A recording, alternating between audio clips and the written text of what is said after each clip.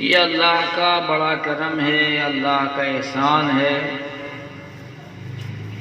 جیسے اور لوگ راستوں پہ چل رہے ہیں، دوسرے دھندے میں لگے ہوئے ہیں، اللہ نے آپ کو ایسا نہیں بنایا۔ اللہ نے بنایا طلب علم کے لیے۔ اللہ نے آپ کو پیدا کیا قرآن سیکھنے اور سکھانے کے لیے۔ تو یہ اللہ کا بڑا کرم ہے۔ آج کل ہمارے مدارس کے طلباء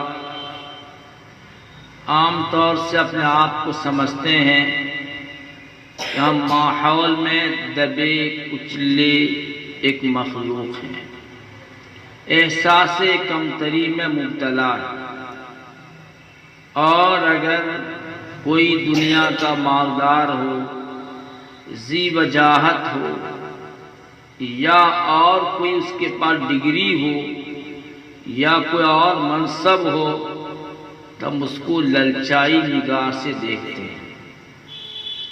حالانکہ حضرت نبی کریم صلی اللہ علیہ وسلم نے آپ سب کے لیے، قرآن کے پڑھنے والوں کے لیے ارشاد فرمایا، خیرکم من تعلم القرآن وعلمہ۔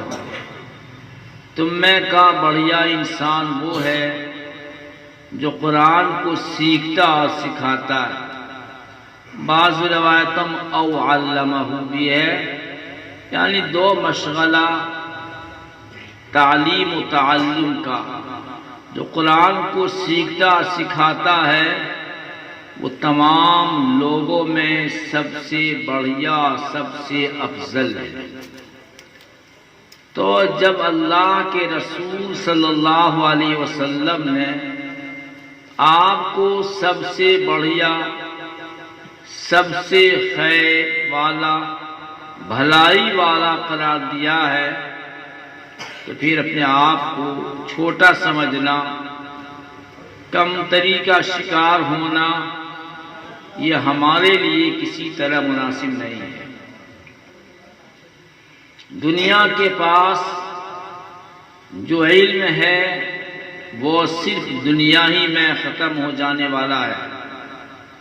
اس علم کا تعلق مرنے کے بعد سے کوئی نہیں ہے، اور مرنے کے بعد اس کا علم کوئی نفع نہیں پہنچائے گا۔ لیکن اللہ نے جو آپ کو علم دیا، جو علم آپ سیکھ رہے ہیں، جو آپ علم پڑھ رہے ہیں، یہ وہ علم ہے جو آپ کو دنیا میں بھی عزت و شرف بخشے گا، اور مرنے کے بعد جہاں کی نعمت بھی بڑی نعمت، جہاں کی مصیبت بھی بڑی مصیبت، وہاں یہ علم جو قرآن آپ کو فائدہ پہنچائے گا۔ ایسے عالم میں جب ساری انسانیت نفسی کے عالم میں ہوگی، کوئی پرسان حال نہیں ہوگا، وہاں آپ کو علم نفع پہنچائے گا۔ اس لیے آپ احساس کمتری کے شکار مت ہوئیے۔ جو علم آپ پڑھ رہے ہیں یہ اللہ رب العزت کا اپنا کلام ہے۔ جو قرآن آپ پڑھ رہے ہیں یہ اللہ کا کلام ہے۔ اور علماء نے فرمایا کہ یہ قرآن جو آپ پڑھ رہے ہیں یہ آپ کی ہی صرف خصوصیت ہے، آپ کی ہی یہ خصوصیت ہے کہ آپ قرآن پڑھ رہے ہیں۔ اللہ نے یہ قرآن تو عام مخلوق کو نہیں عطا کیا، انسان کو عطا کیا، انسان میں سے مومن کو عطا کیا، مومن میں سے اللہ نے آپ کو عطا فرمایا۔ یہ قرآن تو ایسا کلام ہے کہ اللہ نے فرشتے کو بھی عطا نہیں کیا۔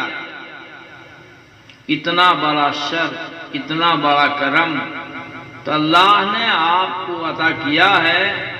یہ قرآن فرشتوں کو بھی عطا نہیں کیا، یعنی اگر فرشتہ قرآن پڑھنا چاہیں تو فرشتہ قرآن نہیں پڑھ سکتے۔ فرشتہ اگر قرآن پڑھنا چاہیں، تلاوت کرنا چاہیں تو فرشتہ قرآن نہیں پڑھ سکتے، تلاوت نہیں کر سکتے، لیکن بے چین ہے قرآن کے لیے۔ فرشتے بے چین ہیں قرآن کے لیے، لیکن قرآن پڑھ نہیں سکتے۔ جب کوئی طالب علم، کوئی تعلیم تلاوت کرنے والا قرآن کو سنتا پڑھتا ہے تو فرشتے آتے ہیں اور قرآن کو سنتے ہیں اور اپنے ساتھیوں کو بلاتے ہیں۔ یہ وہ مقام ہے، یہ وہ جگہ ہے جس کے تم متلاشی ہو، آؤ قرآن سنو۔ تو فرشتے قرآن سننے کے لیے حاضر ہو جاتے ہیں۔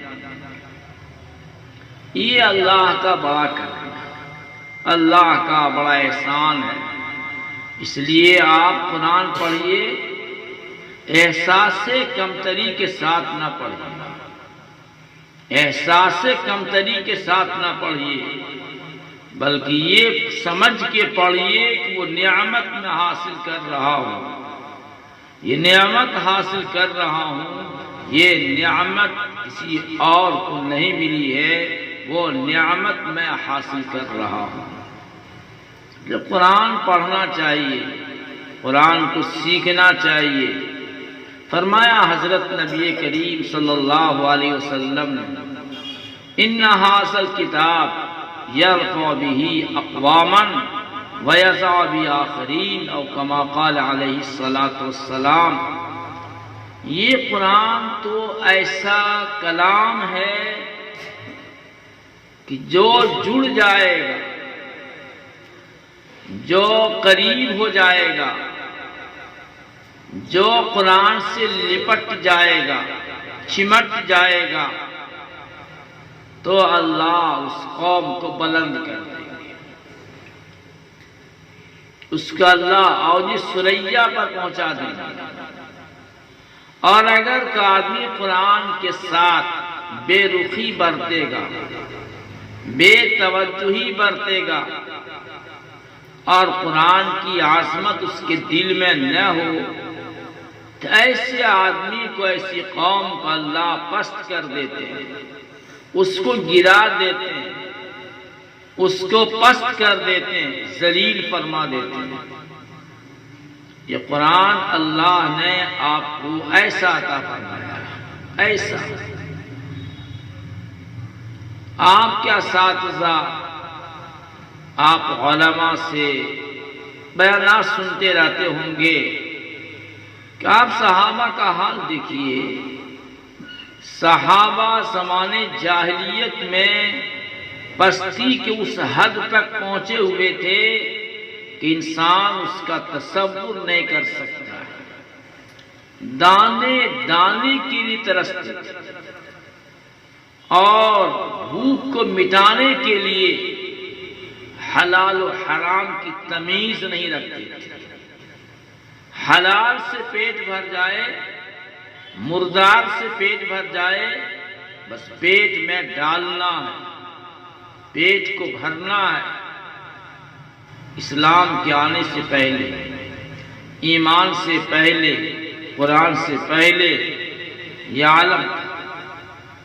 لیکن جب قرآن آیا، ایمان آیا، صحابہ نے قرآن پر عمل کیا، تو ساری دنیا کی دولتیں صحابہ کے قدموں پہ ڈال دی گئی۔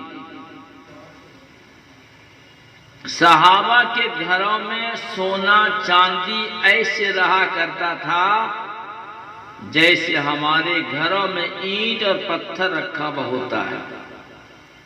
کوئی خزانہ نہیں تھا، جمع کرنا نہیں تھا، صندوق نہیں تھی، بس ایسے ہی رکھا ہوا سونا چاندی جیسے ہمارے گھروں میں اینٹ اور پتھر رکھا رہتا، اور ایک دوسرے کو ہدیہ تحفہ دیتے تھے۔ قرآن سے پہلے حال یہ کہ دانا دانا کو ترستے تھے، ایمان کے بعد اللہ نے ایسی دولت عطا کی ہے کہ انسان اس کا تصور خیال نہیں کر سکتا، اور ان کا حکم چل رہا ہے۔ اب دیکھیے حضرت عمر فاروق رضی اللہ تعالیٰ عنہ کو اپنے بارے میں فرماتے ہیں، اسلام سے پہلے، قرآن سے پہلے حال یہ تھا کہ ہم کبھی اونٹ چرانے کے لیے جاتے تھے تو یہ بھی سلیقہ نہیں تھا کہ کس جگہ اونٹ کو چرانا چاہیے، بس چھوڑ دیا، یوں ہی چھوڑ دیا۔ اونٹ واپس آیا شام کو تو ان کا اونٹ بھوکا ہوا تھا۔ ان کے والد خطاب کہتے تھے، بیٹا جب تم کو اونٹ چرانے کے لیے نہیں آتا ہے تو زندگی کیسے گزارو گے؟ اسلام سے پہلے ان کا حال یہ تھا۔ اسلام کے بعد، قرآن کے بعد ان کا اتنا بڑا مقام ہوا کہ یہ بنائے گئے خلیفۃ المسلمین، امیر المومنین بنائے گئے۔ اور ایک واقعہ پیش آیا، مصر فتح ہوا۔ مصر جب فتح ہوا تو دریائے نیل میں ایک عادت پڑی ہوئی تھی کہ ہر سال دریائے نیل کا پانی خشک